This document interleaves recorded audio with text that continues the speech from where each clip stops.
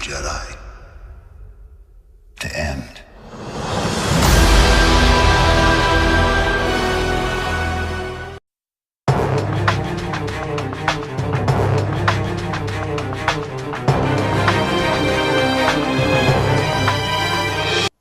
Hi there, BUBBACHUck 14 here, and I'm back with another video. In this one, we're gonna talk about Star Wars The Last Jedi.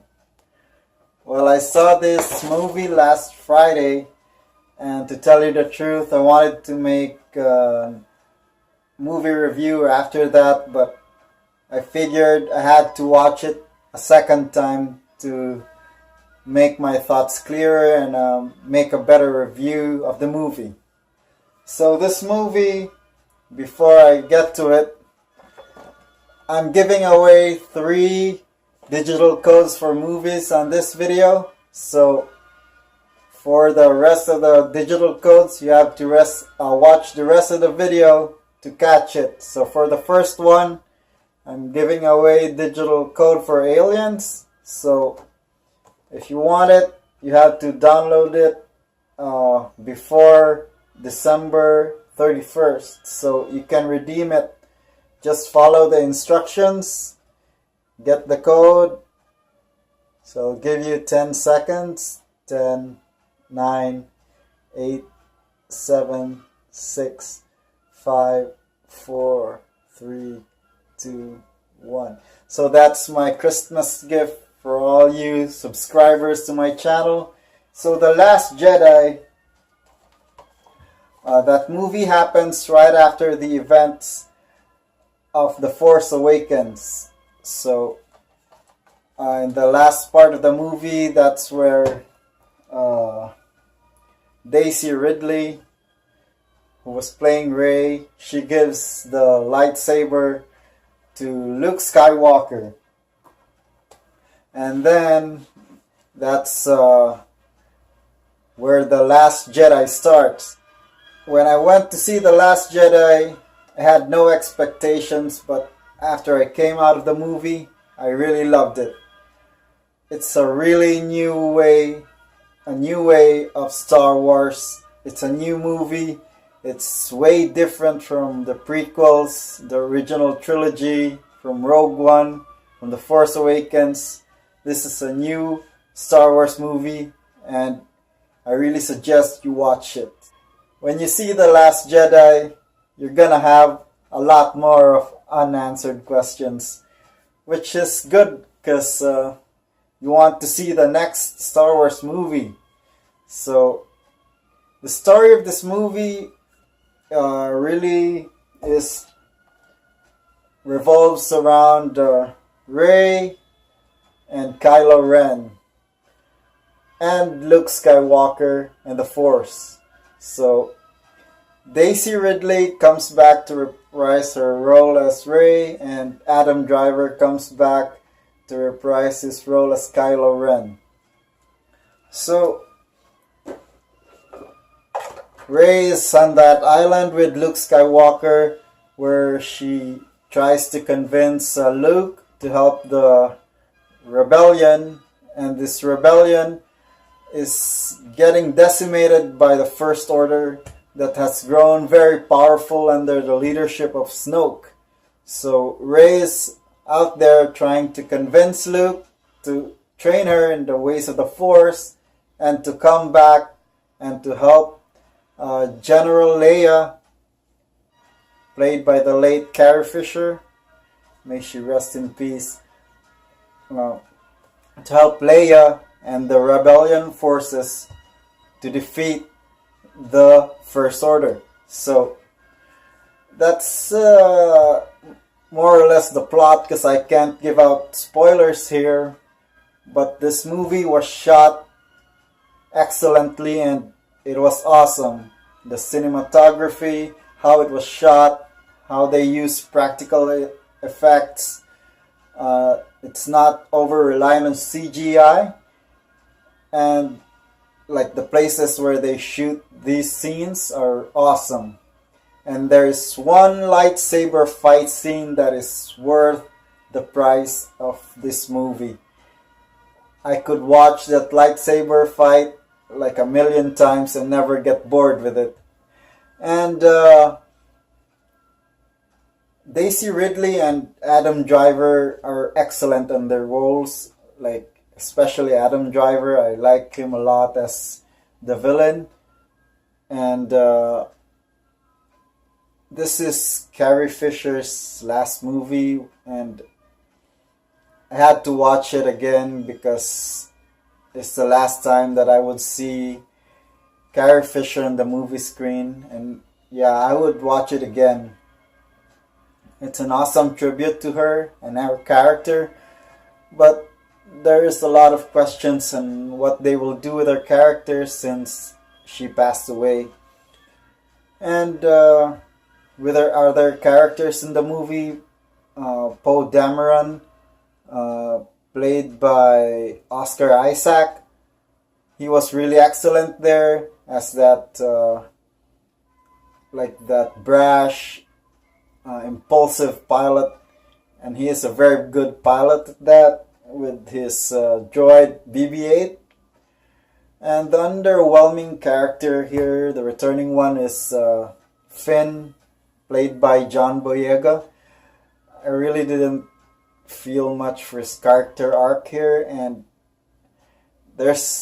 he has this mission with another character which was pretty useless in the movie.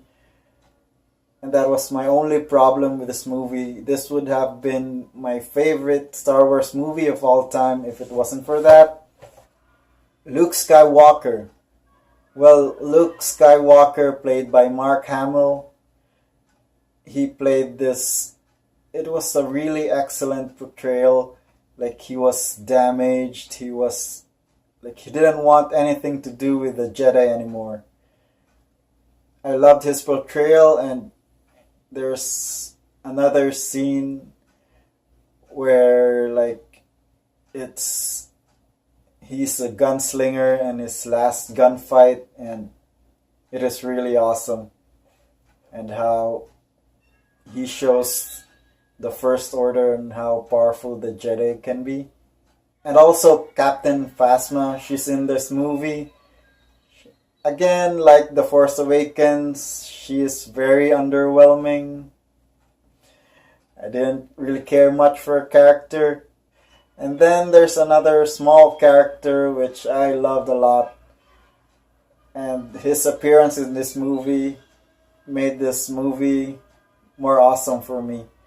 And then when you watch this movie, it reminds us also of the other past movies like Return of the Jedi and The Empire Strikes Back, like when Luke was training Rey. There's some scenes there that are reminiscent of the scenes in Empire Strikes Back. And then there's a scene where Rey's looking at the Rebellion fleet being obliterated. It's also reminiscent of the scene in the movie Return of the Jedi. So those are all my thoughts, and for this movie I'm gonna hand out another Christmas gift. This is the digital code for Ghostbusters 1 and 2. So I'm gonna show you the instructions and how to get and redeem your digital code. So here it is. 10 seconds. 8, 7, 6, 5, 4, 3, 2, 1. So I'm gonna rate this movie, and I'm gonna explain my rating system. So my first and highest rating would be Champion. It is 5 stars and it's highly recommended movie. Next one is MVP, 4 stars. I highly recommend that you go and watch this movie. Third one is All Star, which is 3 stars, and it means that this movie is very enjoyable. You should go watch it. And next one is Bench, which means it's just 2 stars and you should just wait for it on TV or Netflix. And last one is, this movie is a bust, and that's only 1 star, and it means that this movie is garbage and I didn't like it. So final thoughts on The Last Jedi. The Force Awakens was a movie that brought us all back home to the feeling of watching a Star Wars movie. Brought us back feelings of nostalgia of our childhood and our younger days when we saw the original trilogy. And as Han Solo would put it in that movie, when he said, "Chewbacca, we're home." That's when all of us, the audience, we were back home in the Star Wars universe. This movie though, The Last Jedi, this movie, Kylo Ren has a line which says, "Let the past die. Kill it if you have to. That's the only way to become what you are meant to be." So this movie is like telling us and that there's a new way to tell a movie, and we have to let go of the past. And there's even a scene in the movie where Kylo Ren was saying, "You're still holding on, let go." It means like they're telling the fans or the audience that we keep holding on to our preconceptions or prejudices about the Star Wars universe or the Star Wars movies. It's like telling us, the audience, that we have to let go of that so we can enjoy these movies more, because there's a lot more ways, and they're doing more ways to tell new Star Wars movies, and it's gonna make it more enjoyable and make a more lasting impression to us, the Star Wars fans. So that's my review for the Star Wars Last Jedi, and I'm handing out the last digital code for Looper.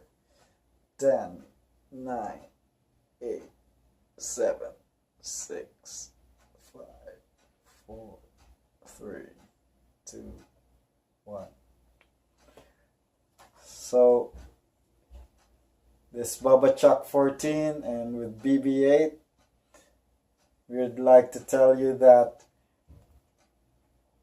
as always, do it with style or don't do it at all. Hope you liked my video and you enjoyed watching it. Click the like button on the bottom, and you can click right here to watch my previous videos, and click on my icon to subscribe to my channel. Thank you guys for watching, and Merry Christmas and have a New Year.